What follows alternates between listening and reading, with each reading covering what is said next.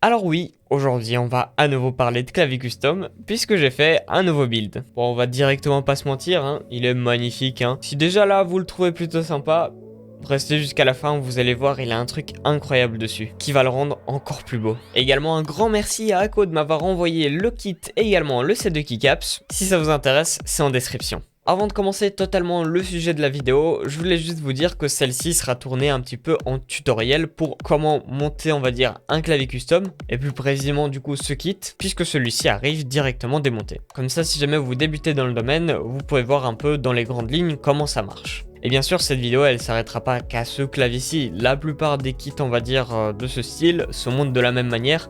Donc si jamais vous regardez celle-là, vous saurez logiquement monter les autres. Et donc pour ce build, je suis parti tout d'abord sur un kit Ako ACR75 en version acrylique. Gardez ça en tête, ça aura son importance. Côté keycaps, je suis parti sur un set Red Fuji qui est au profil JDA et également fait dans un plastique PBT. C'est un set assez minimaliste avec 3 couleurs, donc du blanc, du rouge et du bleu. Et franchement, je trouve son design super sympa. Et ce que j'aime bien vraiment sur ce set, c'est la texture des touches.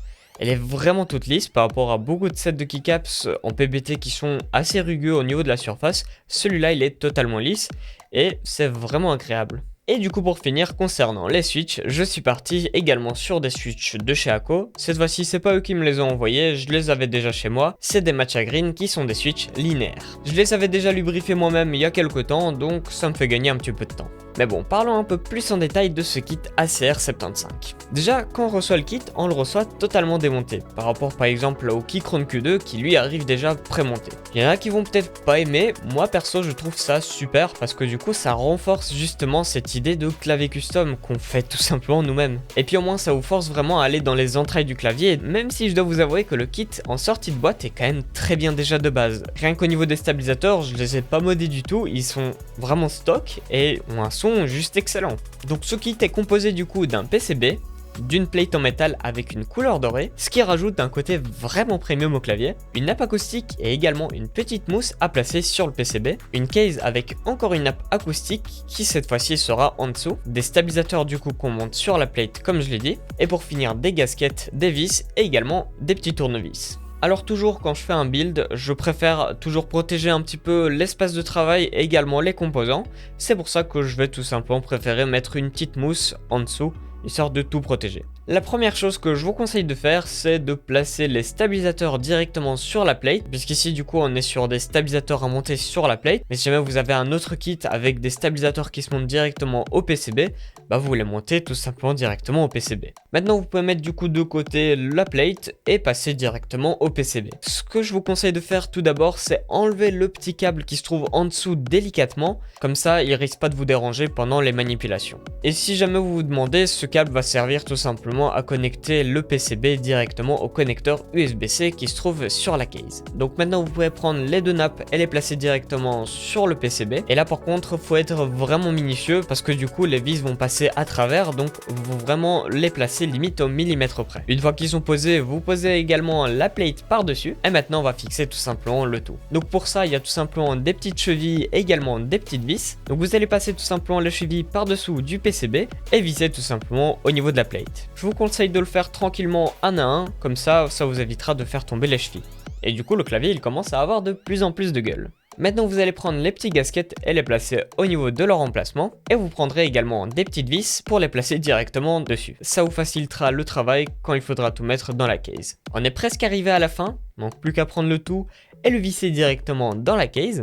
À ce moment-là, vous allez prendre du coup ce câble que vous avez déconnecté juste avant et venir le reconnecter au PCB et venir le connecter également délicatement au niveau du connecteur USB-C qui se trouve sur l'autre partie de la case. Et voilà, manque plus qu'à refermer le tout, à revisser encore par dessous et c'est fini, le kit est monté. Donc comme vous voyez, c'est vraiment pas compliqué au final. Du coup au moins avec cette vidéo, ça vous permettra d'aller beaucoup plus vite. Parce que moi la première fois que je l'ai monté, j'ai été beaucoup plus lent, je vous assure. Alors les images que vous voyez ici, c'est ma deuxième tentative, on se demande bien pourquoi. Merci ma caméra. Je sais pas ce qui s'est passé, mais le stabilisateur du capteur de ma caméra a totalement bugué pendant le tournage de la première séquence. Et l'image était tout simplement en train de bouger de partout, je sais pas pourquoi. Du coup bon, vous imaginez, c'était inutilisable ce genre d'image, donc bon, j'ai préféré la refaire, au moins ça a permis de faire des images encore meilleures. Bon, j'ai peut-être perdu encore 1 heure en plus, mais c'est qu'un détail. Donc maintenant manque plus qu'à mettre les switches et les keycaps et vous aurez tout fini.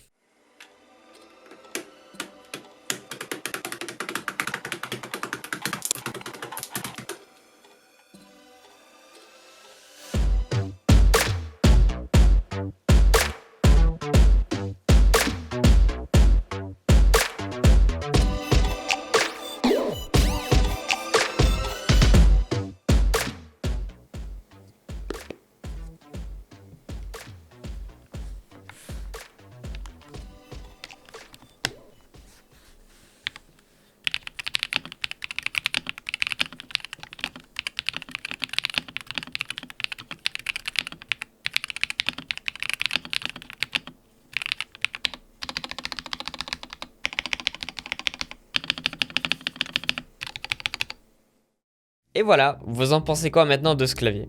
Comme vous avez pu le voir, la spécialité du coup de ce clavier, c'est tout simplement son éclairage RGB. Puisque l'éclairage n'est pas qu'au niveau des touches, mais également il fait tout le tour de la case, ce qui rajoute un effet juste magnifique. D'ailleurs, avant de clôturer toute la vidéo, il y a un petit dernier truc intéressant à dire sur ce kit, c'est qu'en fait il va pouvoir être géré directement depuis un logiciel, ce qui est une excellente chose. Donc vous pourrez tout simplement remapper toutes les touches, faire des macros, mais surtout modifier le rétroéclairage RGB. Franchement, je suis ultra fan du résultat, surtout avec ce set de keycaps, ça le rend vraiment magnifique. Mais du coup maintenant vous en pensez quoi de ce clavier? Dites-moi ça en commentaire, on va voir un peu les avis des autres. Mais du coup voilà, on commence du coup à toucher vers la fin de cette vidéo. Si elle vous aura plu, pensez à mettre un petit pouce vers le haut. Également à vous abonner à la chaîne si ce n'est pas encore fait. Pensez également à rejoindre mon serveur Discord qui se trouve en description. Et également mon Twitter qui est toujours juste en dessous. Encore un grand merci à Ako de m'avoir envoyé le set et le kit. Sur ce, moi je vous dis à une prochaine vidéo. Allez ciao tout le monde, c'était XR.